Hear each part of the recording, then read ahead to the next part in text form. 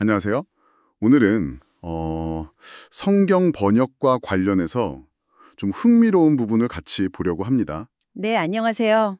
저희가 받은 자료, 현대 성경의 더러운 이익 삭제 문제라는 글인데요. 이걸 토대로 디모데전서 3장 3절의 한 구절 있잖아요. 네, 목사의 자격 요건에 대한 부분요. 맞습니다. 그게 번역본마다 어떻게 다른지, 그리고 그 차이가 뭘 의미할 수 있는지 좀 깊이 들어가 보려고 해요. 네, 흥미로운 주제인 것 같습니다. 이게 단순히 어떤 단어가 맞다 틀리다 이런 문제를 넘어서서요. 이 번역의 차이가 성경 텍스트가 말하는 윤리적 기준이나 아니면 이게 어떻게 우리한테 전달됐는지 그런 과정에 대해서 어떤 질문을 던지는지 알아보는 게 오늘 목표입니다. 그렇죠. 작은 차이 같아도 그 배경을 알면 이해가 깊어지니까요. 네, 그럼 한번 시작해 볼까요? 자, 우선 그 핵심적인 차이점부터 짚어보죠. 자료 보니까 킹제임스 성경은 디모데전서 3장 3절에요.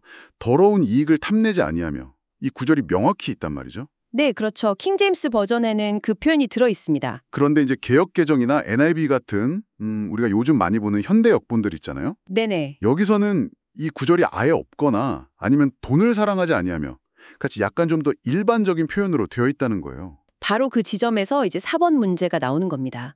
자료 설명을 보면 다수 사본, 그러니까 보통 비잔틴 계열이라고 하죠. 아, 네.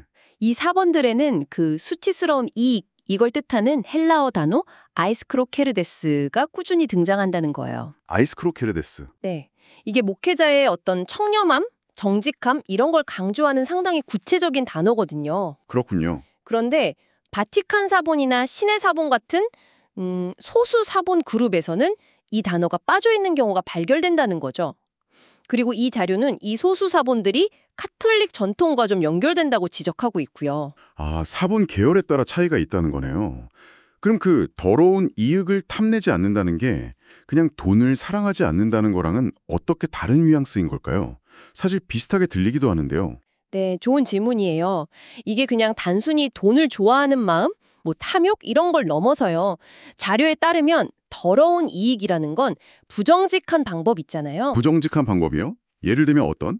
네, 속임수를 쓴다거나 아니면 자기 지위나 권위를 이용해서 부당하게 얻는 이득, 그런 걸 딱 꼬집어서 말하는 거죠. 그러니까 수치스러운 방식으로 얻는 이익에 초점이 맞춰져 있는 거예요. 아, 훨씬 구체적인데요. 그냥 돈 욕심이랑은 좀 결이 다르네요. 그렇죠. 자료에서도 디도서 1장 7절이나 베드로전서 5장 2절 같은 다른 성경 구절에서도 비슷한 경고가 나온다고 이야기해요. 주로 이제 지도자들의 부패, 이런 걸 경계하는 맥락에서 등장하죠. 그렇군요. 그 정도로 구체적인 경고였는데 왜 그럼 소수 사본에서는 이게 빠지거나 다른 표현으로 대체된 걸까요? 자료에서는 뭐라고 설명하나요? 여기서 이제 이 자료의 저자가 좀 역사적인 해석을 내놓습니다. 중세 교회사를 보면 면죄부 판매라던가 성직 매매 같은 좀 논란이 많았던 관행들이 있었잖아요. 네, 있었죠. 이걸 언급하면서 혹시 소수 사본에서 이 구체적인 경고가 좀 약화된 게 그런 관행들에 대한 비판을 좀 누그러뜨리려는 의도와 관련이 있을 수도 있지 않겠느냐, 이런 가능성을 조심스럽게 제기하는 거예요. 아, 그런 해석이 있을 수 있군요. 요점은 이겁니다.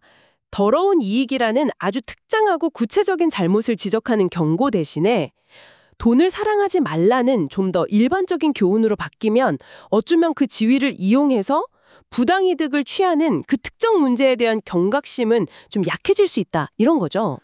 단어 하나가 경고의 초점이나 강도를 바꿀 수 있다는 이야기네요. 흥미로운 지점입니다. 네, 단어 선택이 메시지 전달에 미치는 영향이 크죠. 자, 그럼 정리를 좀 해볼까요? 자료의 핵심 주장은 이거네요.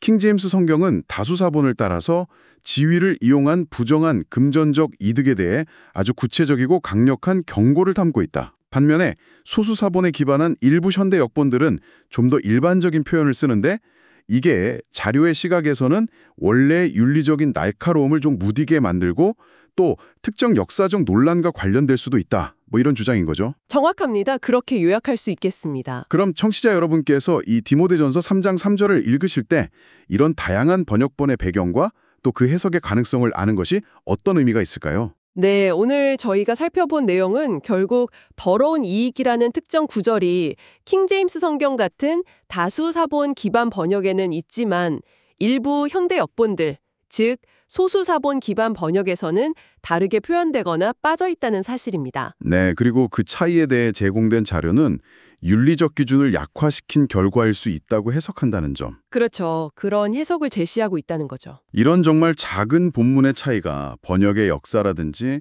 해석의 다양성, 그리고 이 텍스트가 우리 손에 오기까지 어떤 여정을 거쳤는지 참 많은 생각을 하게 만드는 것 같습니다. 맞습니다. 자료가 제시한 그 특정 역사적 해석, 그걸 넘어서서라도요, 이런 논의 자체가 우리에게 좀 더 넓은 질문을 던지는 것 같아요. 어떤 질문일까요? 예를 들면 오늘날 우리가 이런 윤리적인 가르침을 받아들일 때 고대 텍스트에 나오는 특정 단어 하나하나의 무게, 그것과 그 텍스트가 전체적으로 전하려고 하는 큰 주제적 메시지 사이에서 어떻게 균형을 잡아야 할까? 뭐 이런 질문이요. 상당히 중요한 질문이네요. 특정 단어에 집중할 것인가? 아니면 전체 맥락과 메시지를 더 중시할 것인가? 네, 각자 한번 곱씹어 볼 만한 지점이라고 생각합니다.